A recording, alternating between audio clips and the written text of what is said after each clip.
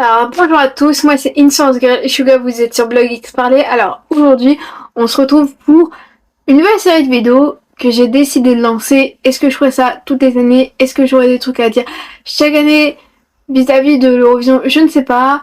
Je ne sais pas trop comment je vais appeler le titre de cette vidéo, mais nous allons quand même débriefer de cette Eurovision 2023, comme vous avez compris dans le titre de cette vidéo. Et donc avant de commencer cette vidéo, n'hésitez pas à me rejoindre sur Instagram parce que je suis vraiment très active et que je poste régulièrement du contenu.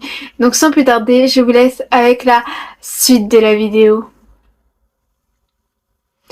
Donc alors pour cette vidéo, n'hésitez pas à prendre à boire et à manger et n'hésitez pas aussi à débattre avec moi dans les commentaires de cette Eurovision 2023. Bon, pour cette vidéo, voilà, pour que ce soit plus intéressant, je vais ranger ma boîte de fil à broder, voilà. Comme ça, je fais quelque chose, je m'occupe et en même temps, je parle, je papote avec vous. La vidéo va être catégorisée en deux grandes parties. Donc la première partie où est-ce que je vais parler des demi-finales et la deuxième partie où est-ce que je vais parler de tout ce qui est lié à la grande finale de cette Eurovision 2023. Nous allons commencer avec cette demi-finale.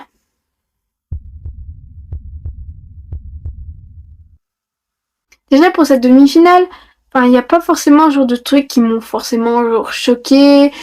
C'est sûr, il y a un de mes favoris qui n'a pas pu accéder. C'est sûr que oui, j'ai été choquée qu'il y a certains pays qui se qualifient alors que pour moi c'était pas franchement waouh. Alors qu'il y avait genre d'autres pays qui méritaient aussi d'avoir leur place pour la grande finale. Mais là je vais vous parler de la prestation qui m'a le plus genre déçue. Je pense que chez les fans, on est tous genre déçus. Et même j'en ai parlé avec Slide qui lui aussi était déçu. Donc moi je suis quelqu'un qui ne regarde pas genre les sélections nationales parce que je ne sais pas où, quand, comment faire pour regarder chaque sélection nationale. Donc moi c'est pour ça que je regarde plutôt les vidéos qui pop sur la chaîne de l'Eurovision ou regarder le truc qui est le plus important, c'est la fameuse vidéo où est-ce qu'il montre toutes les musiques qui sont en concours pour, par exemple là, c'était l'Eurovision 2023. Moi, la première musique que j'écoutais, que j'ai vu la vidéo, c'était de Théodore Andry. Je sais pas pourquoi, ça m'a intriguée. Je sais pas pourquoi, comment, qu'est-ce, et je me suis dit, allez mais let's go, je vais regarder. Donc j'ai regardé. Franchement, la presta, genre, hyper bien, genre, voilà, bien habillé. Il y a des backdancers et tout. Enfin, il envoie tout.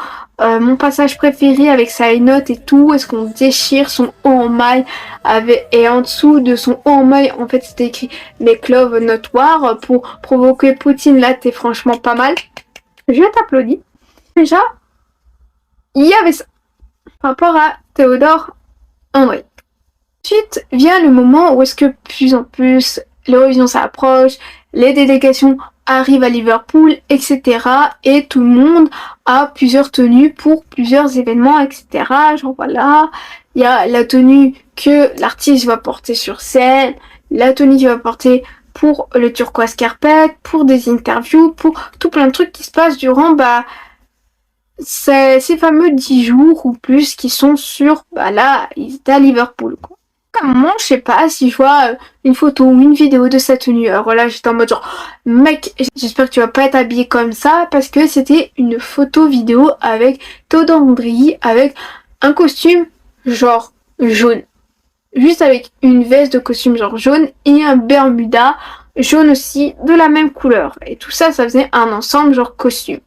Genre, je me suis dit, si tu mets ça, genre, non.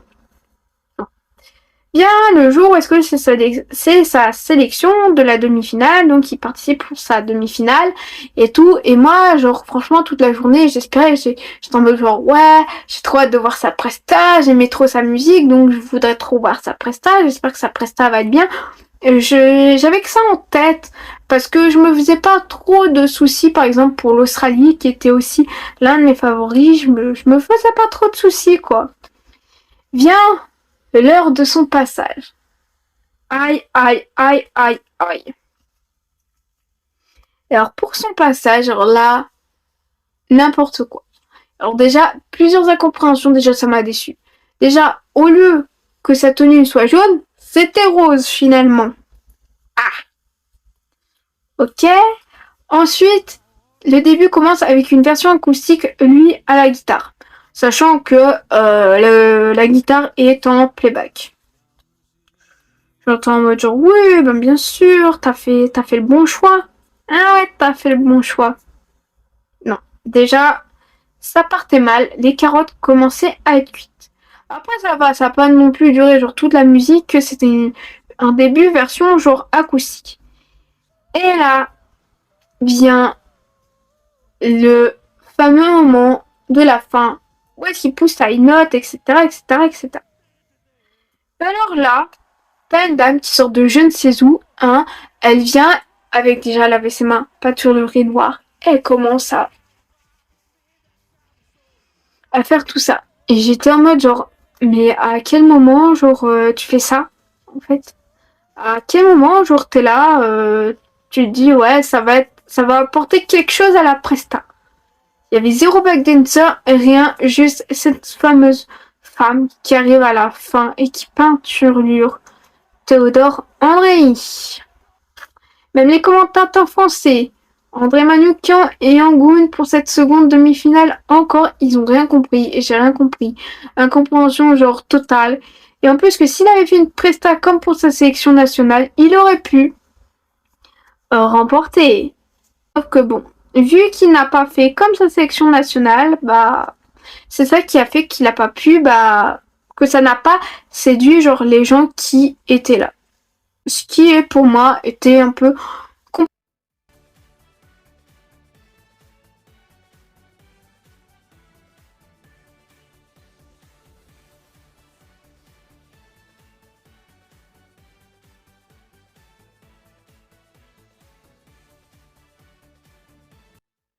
compréhensible. Mais j'avais une lueur d'espoir un peu comme pour la Norvège, de me dire ouais la Norvège, comme pour la Norvège, tout le monde était, je vais vous mettre un même, tout le monde était en mode Norvège, Norvège, Norvège, ouais Norvège, sauf qu'en fait, bah quand j'ai vu genre à la fin qu'en fait c'était Slovenia au lieu de Roumania, et j'étais en mode genre ah, j'étais un peu dégoûtée, mais je me suis dit non mais ça va, ça va, ça va, ça va. On aurait pu peut-être avoir eu pire, mais ça va, ça allait. Donc voilà ce que j'avais à vous dire pour les fameuses demi-finales. Il y a juste ça que ça m'a genre déçu. Voilà. Et maintenant nous allons parler de la grande finale.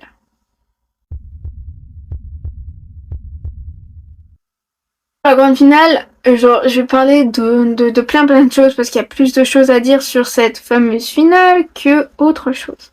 La géopolitique, parce que là on va parler pour l'instant des votes des pays. La géopolitique dans l'Eurovision, ça continue toujours parce que, bah, comme je vous ai dit dans ma vidéo des 37, bah oui, il y a de la géopolitique et oui, les pays qui sont voisins entre eux, bah ils votent entre eux. Ça, ça n'a jamais changé et ça ne changera pas comme ça d'aussitôt. Ensuite, pour moi, la Suède était trop favorisée. Moi, je sais pas, j'avais comme l'impression que tous les pays, en fait, je sais pas, c'est comme si ils s'étaient tous donné le mot, ouais, bah, toi tu votes pour Laurine. Ah oui, bah moi je vote bien pour la Suède, pour Laurine. J'avais l'impression que tous les pays c'était comme ça. J'ai l'impression qu'à chaque fois qu'il allait avoir 12 points, qu'il allait être annoncé, que ça allait être, ouais, qu'on allait nous dire soit Laurine, soit, si c'était pas Laurine, bah je savais que ça allait être Noah Kirel, ou si c'était pas elle, ça va être Marco de l'Italie. Donc, je me suis dit, il y avait zéro suspense, zéro surprise. C'était pas très éclectique, c'était souvent 12 points, voilà. Mais on pourrait reprendre le cas de l'année dernière, c'est vrai que l'Ukraine a raflé quand même beaucoup, genre de 12 points. Enfin, se dire ce qui était quand même normal, quoi. Ça, par rapport à la Suède, que tout le monde se passait, genre les voix. Après, le truc que je ne cautionne pas et que j'ai vu passer sur les réseaux sociaux ces derniers jours, des gens qui sont fiers de montrer qu'ils ont bloqué par exemple Lauryn sur Spotify ou sur Deezer ou sur je sais pas quelle application pour écouter de la musique, ou par exemple YouTube, hein, on ne sait jamais, ou la bloquer par exemple sur les réseaux sociaux, mais ne faites pas ça en fait. Je sais que vous êtes déçus, et comme moi je suis déçue que Kalia n'a pas gagné, ne s'est pas qualifiée, mais genre quand même, arrêtez en fait, ça ne se fait pas d'avoir ce genre de comportement. Et en plus que je pense que il y a certains artistes comme Nico que il avait fait un message, même en traduisant avec Instagram ou même en traduisant sur Google Traduction. Genre, c'est pas top, je comprends pas tout ce qu'il veut dire, mais je pense que si Nico des Blend Channel, je pense qu'il doit avoir quand même passé ça sur les réseaux sociaux, mais il serait franchement pas content, quoi, de voir qu'il y ait des gens, des Eurofans, qui font ça, en fait. Genre ça va vous apporter à quoi? Ça ne vous apporte rien. C'est juste apporter, genre, de la haine, ou apporter son mécontentement. Ça n'apporte rien de plus que ça, en fait. Bon, si je vous fais cette voix off, là, c'est que j'ai oublié de vous dire, déjà, première voix off de la vidéo, parce que oui, j'ai oublié de vous parler des trucs par rapport, genre, à Lauryn, et que là, j'avais besoin de vous parler, déjà, je sais pas si je vous l'ai dit, mais moi, tout ce que j'ai retenu de la musique, c'est les youhou. C'est le seul truc que j'ai retenu, le reste, ça ne m'a pas forcément, genre, marqué, c'est plus, son refrain qui m'a marqué.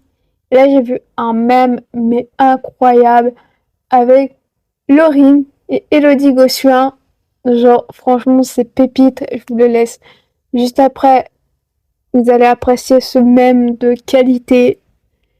Et autre vidéo que j'ai vue, bon, c'est sûr, c'est pas forcément drôle. Et c'est sûr que je n'ai même pas espéré ça sur scène, etc. Mais comme vous le savez, genre, chez nous, les francophones, ou plutôt avec certaines personnes que j'ai discuté, pour nous, en fait, Lauryn, sa scénographie, c'est comme si elle était prise en sandwich avec sa suspension, etc., son LED, voilà, son socle, elle, et puis le LED, la suspension, quoi. Et donc, il y avait un mème où est-ce qu'en fait, elle se faisait carrément, genre, ratatiner par son LED. Franchement, c'est des gens qui sont certainement forts en montage, etc., qui ont fait ça. Mais je vous laisse aussi apprécier ce fameux mème de qualité. Je vous laisse apprécier ces fameux deux mèmes de qualité. Et après, je vous laisse avec la suite de la vidéo.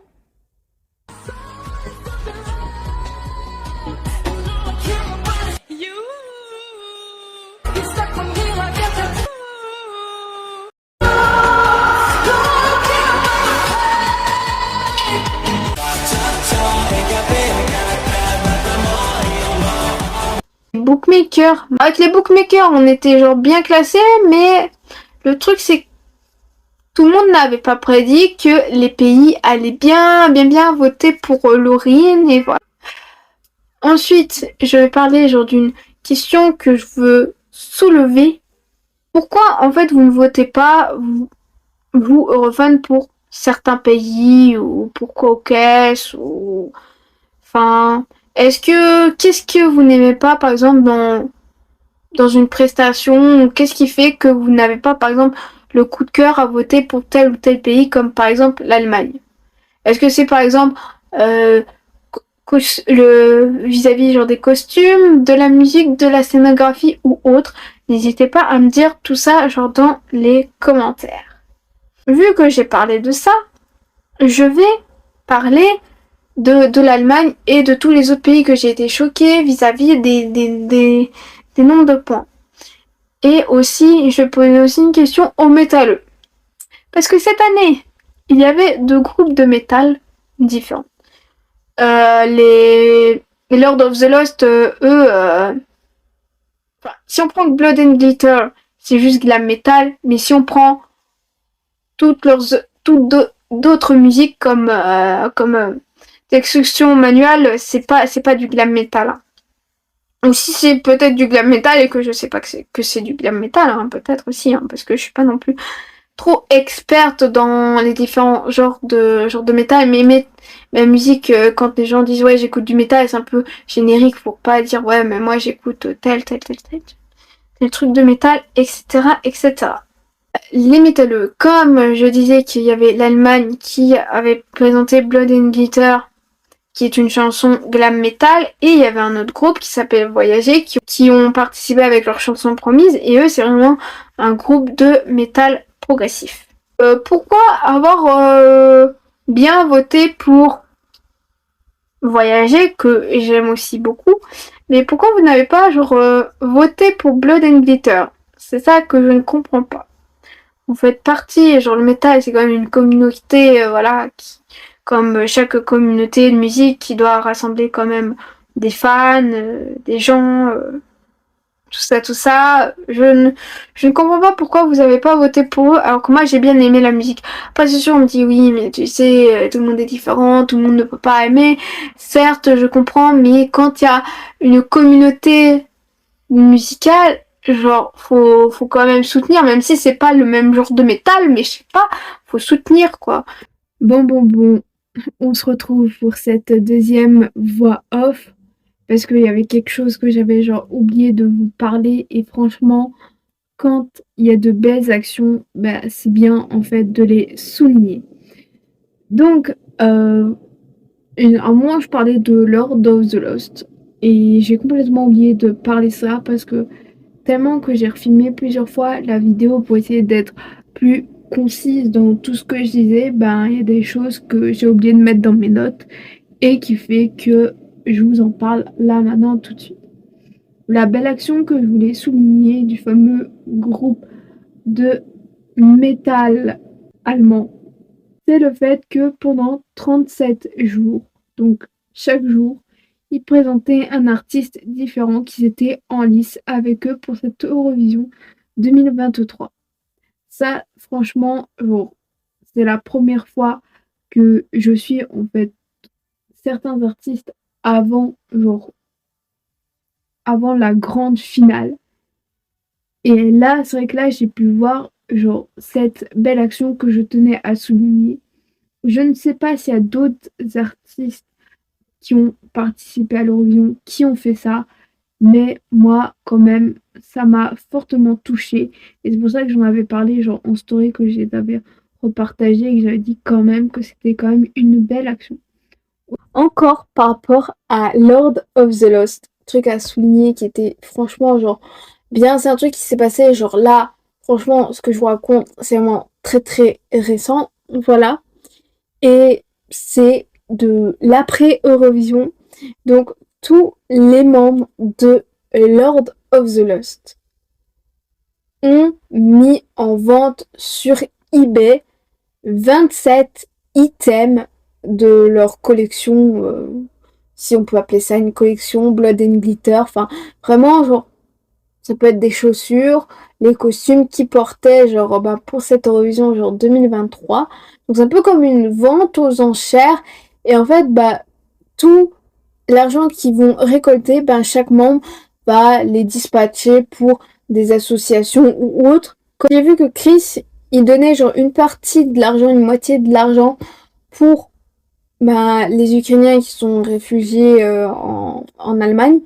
Et en plus, il donnait aussi de l'argent pour je sais pas, une école de son quartier. Je crois que c'est une école de son quartier, mais je ne suis plus sûre. Et vu qu'il a supprimé cette publication avec ses vêtements, je ne sais pas si j'arriverai à le retrouver sur internet. Mais franchement, c'est une très belle action, une très belle cause qu'il fallait que ce soit souligné. Et en plus que eux, ils ont fait aussi des covers, pas pendant 37 jours, mais ils ont fait des covers de tout le monde en fait, de quelques musiques comme ça. Et je voudrais souligner le français incroyable de Chris qui a chanté, évidemment, quand j'ai entendu chanter, je me suis dit non mais t'es allemand ou t'es français, donc voilà. Mais il n'y a pas que qu'ils ont fait aussi des covers, etc. Comme Lord of the Lost, toujours, ils ont sorti un long cover sur Cha Cha Cha Cha de Kalia. Bref, Je sais pas si j'en ai dit 3 ou 4, mais enfin bref. Incroyable en version longue. Il y a aussi Les Voyagers qui ont fait une version longue de Break a Broken Heart, qui l'ont ramené dans leur style musical. Après, c'est vrai qu'aussi, ben, ils ont aussi ramené Lord of the Lost dans leur univers genre musical, dans leur style. Et je trouve ça pas mal. Après, toujours Les Voyagers, ben, ils ont fait quelques petits covers par-ci par-là, qui ont popé sur bah, les réseaux sociaux où est-ce qu'on peut publier de courtes vidéos. Et aussi, il y a Théodore André qui a fait genre pour l'instant, 2 medley à l'heure à laquelle je vous fais cette VOV, mais 2 medley de plein de chansons, genre de l'Eurovision. Après, c'est sûr que si vous vous baladez, genre, sur la chaîne de l'Eurovision, bah, vous pourrez retrouver, genre, des versions acoustiques ou des versions remix ou des versions, genre, Campfire, genre, autour d'un feu de camp, genre, des versions de musique sortie par les artistes, hein, mais ça peut être aussi genre des medley aussi de, de, de plein de participants genre de l'Eurovision, de musique qui ont déjà participé à l'Eurovision, de leur musique qu'ils ont déjà sorti. Donc c'est franchement cool en fait de voir ça. Et puis l'Eurovision, c'est quand même une grande et belle famille. Et je vous laisse avec la suite de la vidéo. Et puis moi, bah, j'ai voté, je peux vous dire que j'ai voté 2 fois pour tous mes favoris qu'il y avait à l'Eurovision. À part la France, parce que, comme à chaque fois ils répètent, vous ne pouvez pas voter pour votre propre pays. Oui, on a compris qu'on ne pouvait pas voter pour notre propre pays. Ensuite, bah, pour continuer sur cette lancée de vote, de points, de incompréhension, de tout ça, cette année, les votes des publics hyper sévères. Oh mon dieu. C'est vrai que l'Espagne, elle a quand même eu que 5 points. Hein. Mais bon, de toute façon, je savais pas de toute façon, je savais que ça n'allait pas gagner. Et même en parlant d'Ukraine, je savais que l'Ukraine n'allait pas remporter cette année, quoi. Et quand même, sévère déjà. Et en plus qu'il y a beaucoup de pays qui ont eu entre une dizaine de points et jusqu'à au moins 30 points, quoi. Mais alors là, très sévère, l'Allemagne. Je me suis dit, ouais, peut-être que retournement de situation, le public, ça leur a, waouh, tapé dans les yeux et qu'ils auraient un bon score, mais non. La Serbie, mais ça, la Serbie, j'ai pas compris.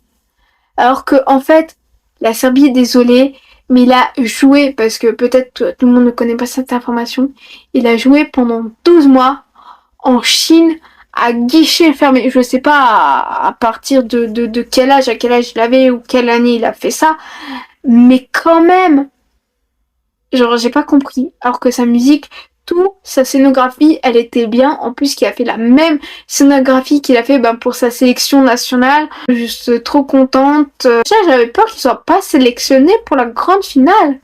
Et il a quand même été sélectionné pour la grande finale. Pays que j'ai été choquée qu'ils ne sont pas classés plus. Mais l'Autriche, mais elles étaient incroyables. Teya et Salena, elles étaient incroyables. La Moldavie aussi, avec Soares Siluna. Mais j'ai pas compris, mais pourquoi il s'est pas classé plus haut, ça non plus, ça j'avais pas compris. Ensuite, nous allons parler là de la France. Ah, je ne peux pas vous dire si oui ou non je condamne cet acte-là. C'est un truc que je n'ai même pas remarqué le soir de la grande finale parce qu'en fait, moi, quand je suis une compétition sportive ou là, comme l'Eurovision, moi, je suis à fond dedans.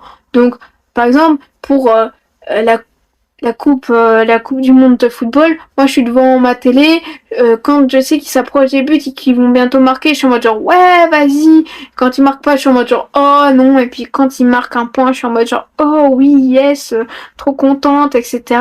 Et là, c'est pareil. Bah, je crée mon mécontentement comme mon contentement durant l'Eurovision, hein. Et sauf que moi vu que j'étais en mode un peu déçue du fait qu'on n'ait pas eu beaucoup de points du public et déjà qu'on n'ait pas eu beaucoup de points du vote des pays, et j'ai pas trop fait attention en fait à son acte. Même mes parents ils ont pas trop fait attention à ça. Et vient après la finale quoi que je me balade sur TikTok. Avant de me balader sur TikTok déjà, J'ai vu ça sur le compte de Gossip YouTube, ouais, la meilleure, une photo avec Lazara avec la meilleure réaction genre de l'année, genre de la soirée, genre c'était en mode genre ouais d'accord, je comprenais pas. Y a pas mal, je vois une personne sur TikTok, certainement une fille, je pense, qui avait mis ça, la vidéo de Lazara, qu'elle avait reçu genre les points du public. Bah alors je regarde, je suis en mode genre ouais, ok, genre là je vois ah ouais elle a fait un doigt. Parce que je vais pas dire la suite parce que pour pas se faire strike. C'est moi genre ah ouais d'accord, mais moi en fait j'ai pas compris. Genre je sais qu'il y a des gens qui sont mauvais perdants, mauvaises perdantes, voilà, ou qui s'attendaient à mieux. C'est sûr que moi je m'attendais à mieux parce que en voyant ce que les bookmakers avaient dit, ouais, qu'on allait être bien classé, etc. C'est seulement les bookmakers. Mais vu qu'il y avait le choix, les votes du jury qui ont été beaucoup adressés à la Suède, bah c'est sûr que nous, ben voilà, après, tu récoltes le reste quoi. Mais lundi, quand mon père, en fait, il a mis la télé au matin, et je sais plus, il était sur une chaîne d'information et qui parlait genre de Lazara et tout. Et mon père, il comprend pas. Et moi, je dis, ah bah oui, bah je savais très clairement ça. Il me dit quoi? Ah bah oui, il y a Lazara qui a fait genre un doigt après qu'elle ait reçu genre les points genre du public et tout. Et donc, bah Lazara, elle a essayé de se justifier en disant, mais oui, mais c'est un truc que je fais entre amis. Ah ouais, vachement je fais ça entre mes amis, vachement ouais, c'est un geste amical ou quoi. Non, déjà quand tu fais ça, c'est considéré genre comme un gros mot. Donc bon, tu ne fais pas ça. En plus que c'est un programme familial et comme je répète à chaque fois, genre les Blind Channel, eux, ils avaient mis genre un pansement rouge ou noir ou je sais pas au doigt où est-ce que tu fais vraiment un doigt quoi. Parce que c'était quand même un programme familial et qu'ils pouvaient pas, genre, on pouvait pas montrer. C'était un peu comme si, bah, en fait, ils avaient flouté le fait qu'ils allaient faire bah, ce geste-là durant, genre, l'Eurovision. Mais c'est un programme familial, genre, tu ne fais pas ça. C'est comme c'est un programme familial, et t'as la Croatie qui se désape et qui reste en slip et en Marseille, quoi. Déjà, ça faisait ultra beau. Je suis désolée. Mais voilà. Donc moi, je savais déjà bah, sa réaction. Mais moi, si j'étais à sa place, c'est sûr, je serais dégoûtée. Mais par exemple, prenons le cas de l'Allemagne, ils sont arrivés derniers, encore une fois, pour troisième année consécutive. Genre, non, ils ont pas fait ou j'ai pas fait attention ou personne n'a surfé sur ça. Ensuite, il y avait aussi, par exemple, prenons en 2021 avec l'Angleterre. Elle n'a pas eu de points, ni du public, ni du jury, pourtant que elle était franchement genre bien. Pour moi, c'est ça que j'ai pas compris en fait, on avait, pourquoi on n'avait pas voté genre pour eux, mais tout ça c'est à cause genre du Brexit, hein, géopolitique, tout ça, vous comprenez bien. Mais après, il y a peut-être des gens qui comprennent pas pourquoi c'est géopolitique et pourquoi je parle de ça. Et donc, quand même, il a pas fait un doigt ni rien pour montrer son mécontentement. Moi, si j'étais à la place de Lazara, oui, peut-être, oui, je serais arrivée. Bon, ben, je me serais pas classé bien dans le classement, mais bon, c'est déjà mieux que rien. C'est déjà mieux de s'être classé ni dernier, ni avant-dernier que d'avoir cette place genre de dernier ou d'éternel genre dernier. Voilà tout ce que j'avais dit. Voilà tout ce que j'avais à dire pour la France. Voilà tout ce que j'avais à dire pour l'instant. Et le dernier truc que je voulais vous parler, c'est une vidéo que j'ai vue sur TikTok. Alors, si vous avez vu la même vidéo que moi, n'allez pas trouver la personne, ouais, elle a parlé de toi, nanani nanana. Genre, non, genre, on a passé cet âge-là à faire des commérages, à aller dire, ouais, machin bidule chouette, voilà. Faites comme si, soit vous n'avez jamais vu la vidéo, ou comme si ou si vous n'avez pas vu la vidéo, ben voilà, je vous raconte. Donc il y a une dame, une jeune femme, peut-être un peu plus vieille que moi, quoi, qui n'a peut-être pas 22 ans, mais cette personne-là, ça faisait X années qu'elle n'avait pas, je vais pas dire combien d'années elle a pas regardé d'émissions télé, mais ça fait plusieurs années qu'elle n'a plus regardé genre d'émissions télé. en mode bon bah ok, t'as pas regardé des émissions télé depuis des années, bon bah. Enfin, c'est pas qu'est-ce que je m'en fous, mais je m'en fiche quoi. En mode bah tu fais ce que tu veux quoi. Et la fille, elle commence à dire oui, dès les premières secondes qu'elle parle, oui ben il y a des trucs qui m'ont choqué, enfin, qu'elle comprenait pas, etc. quoi. Je dis bon bah vas-y, continue, exprime pas. Oui bon bah en fait j'ai regardé l'Eurovision et les commentateurs, il y a des trucs qui m'ont pas plu, d'accord. Donc elle parle du fait que Laurence Boccolini, elle a dit ouais qu'elle aimait pas genre la tenue genre de la Norvège parce que ça faisait trop juste corps. C'est sûr que oui, bah ça a une forme comme un juste corps, un maillot de bain une pièce ou un body, voilà, parce qu'il existe genre des body pour femmes, voilà, c'est sûr que oui, ça fait ça. C'est sûr que ça peut pas plaire à tout le monde, mais bon, qu'est-ce que vous voulez elle l'a dit, la dame, enfin, elle a dit ça, Laurence Boccolini qu'elle aimait pas, et alors, une jeune femme, elle commence à dire oui, il y a des moments, les commentateurs, c'est pas pertinent. C'est sûr, c'est différent d'être commentateur sportif que d'être commentateur d'une émission musicale. C'est sûr que pendant les 1 à 2 minutes où est-ce qu'ils montrent des paysages avec chaque artiste, voilà, pour présenter un peu genre les artistes. C'est sûr que tu peux pas non plus t'étaler comme moi qui fais une vidéo de 30 voire 40 minutes pour parler genre d'un artiste. C'est sûr que tu peux pas faire ça dans un court temps, donc tu dois parler genre de trucs brefs, sachant que nos commentateurs français, c'est même pas eux qui font des fiches, c'est des gens qui leur ont fait genre des fiches certainement du comité Eurovision. Que oui, il y a des trucs pas pertinents, bah voilà, qu'est-ce que tu vas y changer, qu'est-ce qu'ils vont pouvoir faire les commentateurs français? Rien du tout. Ils pourront rien faire vis-à-vis de tout ça. Voilà, j'ai encore beaucoup de couleurs à ranger, plus là j'ai 3 nouvelles couleurs que j'ai achetées pour faire une broderie assez particulière. Et donc voilà tout. Et j'ai encore celui-là aussi à démêler. Mais je pense que je vais aussi couper ce qui ne va pas parce que c'est tellement emmêlé qu'au bout d'un moment, quand c'est emmêlé et que ça fait des nœuds, vaut mieux genre couper et recommencer sur une base saine qu'autre chose.